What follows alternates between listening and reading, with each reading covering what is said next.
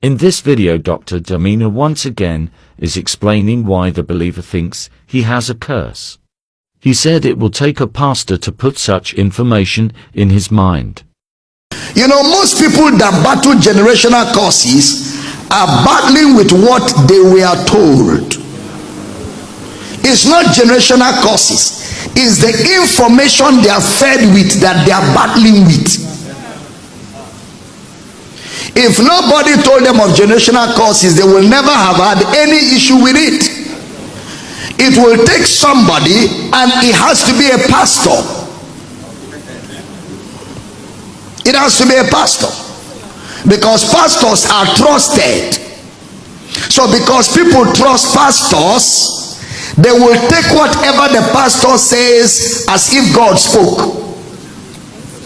It will take a pastor to take a man that is born of God, born of the Spirit. God is domiciled in him, and all power is in him. It will take a pastor to deceive him, to believe that he has generational curses, family patterns, ancestral covenants. It will take a pastor to tell Israel, you don't have to go back to Egypt. I will bring Egypt to you. It will take a pastor to bring the idols of Egypt and give to the children of Israel in the wilderness. You got born again, you are excited. You sang songs like, born, born, born again. I am born, born again. Born, born, born again. I am born, born again. I am born of the Spirit, washed in the blood. I am born, born again. I am born of the Spirit, washed in the blood. I am born, born again. After singing that with the joy of salvation, it will take a pastor to take you from that and bring you backward behind the cross and make you start struggling to get to the cross. It will take a pastor. A pastor now tells you, you have to try. There are pastors who tried and didn't make it.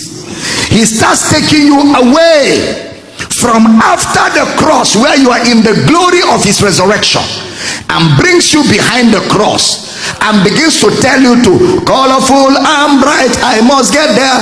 I must get there. Where? It will take a pastor. So you see, believers that are supposed to be taught the authority of the believer, believers that are supposed to be taught that you are seated with Christ far above all principalities and powers.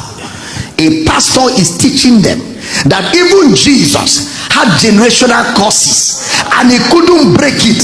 That's why he died young. So if they have cast Jesus, who else cannot be cast?